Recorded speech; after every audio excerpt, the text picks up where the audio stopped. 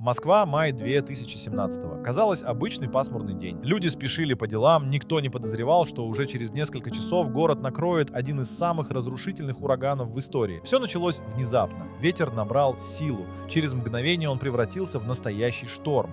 Скорость порывов достигала 110 футов в секунду. По улицам летали обломки деревьев, дорожные знаки, куски крыш. Город охватил хаос. За считанные минуты ураган повалил почти 30 тысяч деревьев. Они рушились как спички, сминая машины и преграждая дороги. Десятки зданий лишились крыш. Рекламные щиты, словно бумажные, срывались и неслись по воздуху. Ясенево, Ленинский проспект, Воробьевы горы, Кремлевская набережная. Разрушения охватили весь центр столицы. Внезапный шторм застал людей врасплох. Многие не успели спрятаться. Деревья падали прямо на прохожих, автомобили переворачивались, словно игрушки. Люди кричали, пытаясь найти укрытие. За несколько часов стихия унесла 12 жизней в Москве и еще 6 в Подмосковье. В больницы поступили 200 человек с переломами и черепно-мозговыми травмами. Машины скорой помощи не успевали на вызовы. Это был самый смертоносный ураган за всю историю столицы. Его ущерб составил более 15 миллионов долларов. Он побил печальный рекорд 1998 года, когда жертвами стихии стали 9 человек. Но Москва сталкивалась с ураганами и раньше. В 1904 году смерч стер с лица земли целые районы.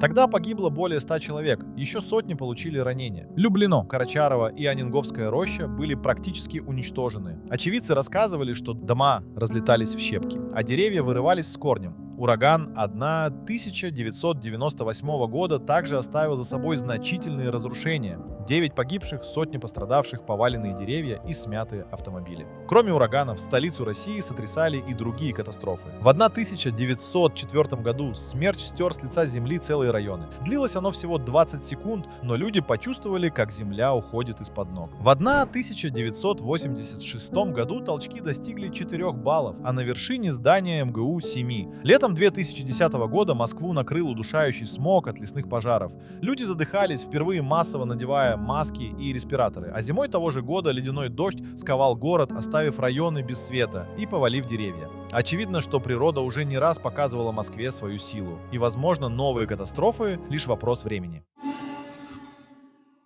Юго-восток Турции. 6 февраля 2023 года. Было 17 утра. Люди спали. Ничего не предвещало катастрофы. Но в одно мгновение начался кошмар. Землетрясение силой в 7,8 балла. Самое мощное с 1939 года. Эпицентр всего в 23 милях от Газиантепа, города с населением более миллиона человек. Но удары стихии ощущались далеко за пределами Турции. В Сирии, Ливане, Ираке и даже на границе Армении и Грузии.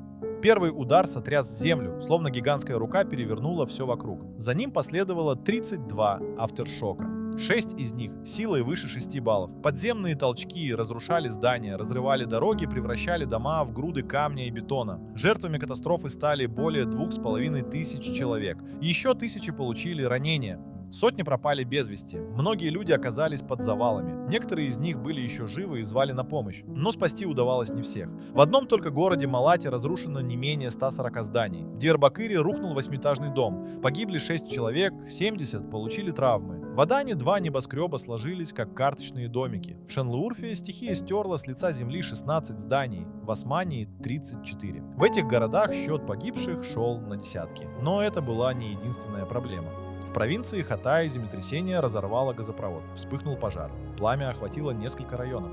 В том же Хатае единственная взлетно-посадочная полоса аэропорта разломилась, словно кусок сухой земли. Стихия не щадила ничего. Она добралась и до истории. Крепость Газиантепа, стоявшая со времен Римской империи, превратилась в руины. В сирийском Алеппо была разрушена древняя цитадель, которая пережила много войн, но не смогла устоять перед силой природы. Спустя год после катастрофы было известно о 53,5 тысяч человек погибшими. Около 700 тысяч зданий либо разрушены, либо серьезно повреждены. Миллионы людей остались без крыши над головой. Временные лагеря из корабельных контейнеров растянулись вдоль дорог. Там живут сотни тысяч человек. В трейлерах есть электричество и вода, но слишком комфортной такую жизнь не назовешь. Люди спят в тесноте, месяцами без личного пространства и чувства собственного дома. Но даже те, чьи дома устояли, не могут вернуться к нормальной жизни. Паника, тревога, Каждый толчок в земле, как напоминание о кошмаре. Дети боятся оставаться одни, боятся закрытых помещений. Многие не ходят в школы, ночные кошмары, бесконечное напряжение – это тоже последствия бедствия. Президент Турции обещал построить 650 тысяч новых домов, но пока готовы только 40 тысяч. Власти критикуют замедленную работу, их обвиняют в том, что нормы строительства не были ужесточены вовремя. Люди опасаются, что будет, если катастрофа повторится. Ученые тоже подливают масло в огонь. Они предупреждают, это не конец. Следующее мощное землетрясение может обрушиться на Стамбул. И если город не подготовится, последствия будут еще страшнее. Время идет. Вопрос не в том, случится ли новая трагедия. Вопрос в том, когда. Огонь вспыхнул 7 января 2025 года. Пересохшая земля, выжженные солнцем леса, сухие кустарники – все вспыхнуло как порох. Ветер подхватил языки пламени и швырнул их на десятки миль вперед. Первая тревога прозвучала ночью. Люди проснулись от запаха гари. Через несколько часов огненная стена поглотила жилые кварталы. Десятки тысяч человек бежали, бросая дома. Пожар распространился со скоростью урагана, оставляя после себя пепел и руины. 10 погибших. Более 1300 зданий уничтожено, 60 тысяч находятся под угрозой. Огонь поглотил 23 квадратные мили земли. Все это жилые районы, школы, больницы, торговые центры. Это также и элитные особняки, превращенные в груды пепла. Эксперты уже называют это самым дорогим стихийным бедствием Америки. Ущерб – 50 миллиардов долларов. Но дело не только в погоде. Да, засуха действительно длилась 8 месяцев. Да, ветер рвал воздух со скоростью 80 миль в час. Но огонь не должен был перекинуться на жилые районы.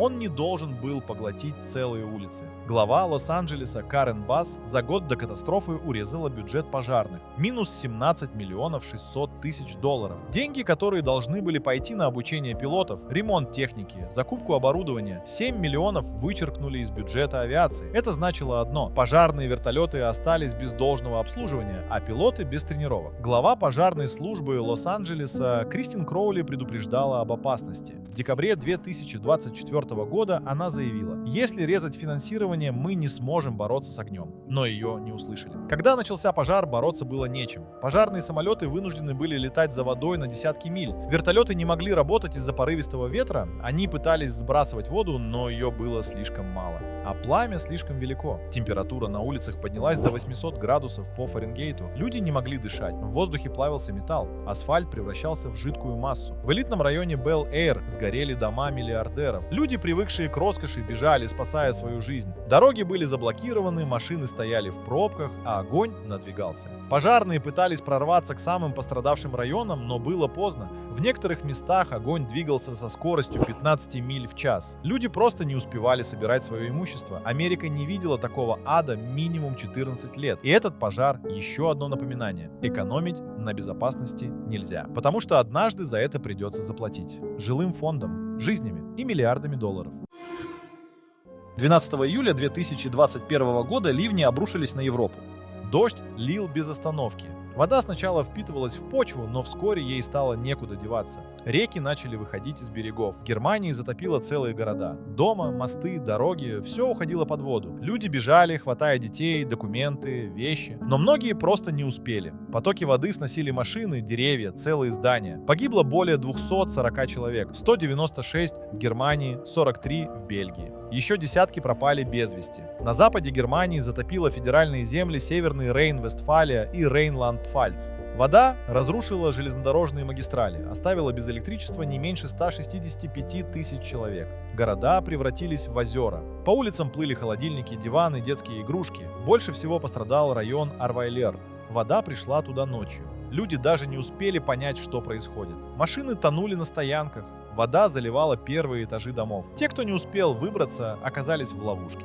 Жертвами стали целые семьи. В одной из деревень поток унес машину с родителями и 2 детьми. Их нашли только через неделю. Армию тут же мобилизовали. Военные помогали спасателям, доставали людей с крыш, эвакуировали тех, кто остался в затопленных домах. Министерство обороны Германии объявило режим военной катастрофы. Но трагедия не закончилась.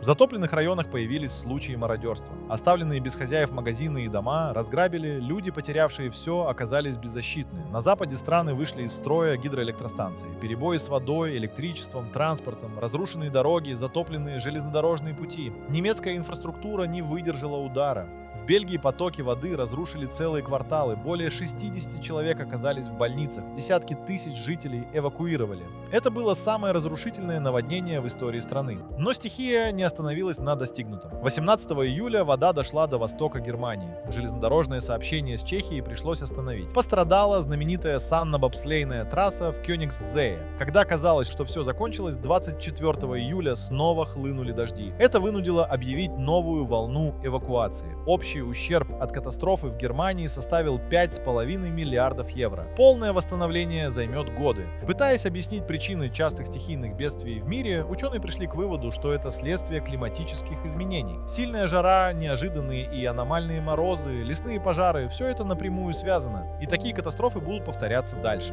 Но сумеем ли мы к ним должным образом подготовиться? Все началось в августе 2019 года. Незаметный дымок быстро превратился в стену пламени. Лес загорелся мгновенно. Огненные вихри поднимались в небо, а ветер разносил искры на мили вперед. Сентябрь. Пожары уже бушуют в Новом Южном Уэльсе. Горят леса, пастбища, дома. Пламя охватывает северное побережье, регион Хантер, окраины Сиднея, Голубые горы. Дым застилает небо. Декабрь. Температура достигает рекордных отметок. Засуха высушила почву до трещин. Любая искра равняется смертельной угрозе. Огонь неудержим. Правительство принимает решение объявить чрезвычайное положение. В пожарах гибнут люди. 24 человека сгорели заживо или задохнулись в дыму. 6 числятся пропавшими. Но жертв на самом деле было намного больше. Речь идет о животных. По самым скромным подсчетам погибли 400 миллионов особей. Максимальные оценки – 1 миллиард 250 миллионов. Коалы, кенгуру, птицы, рептилии. Огонь не щадит никого. Те, кто не погиб сразу, останутся в итоге без еды, воды и убежища. Сгорели сотни домов. Тысячи людей бежали из своих городов, бросая все, что им удалось нажить. Там, где недавно стояли здания, теперь только зола. Огнем уничтожено более 18 миллионов гектаров земли. Это больше, чем территория штата Флорида. 2500 построек сгинули в огне. Огонь шел волнами. Его подгонял ветер.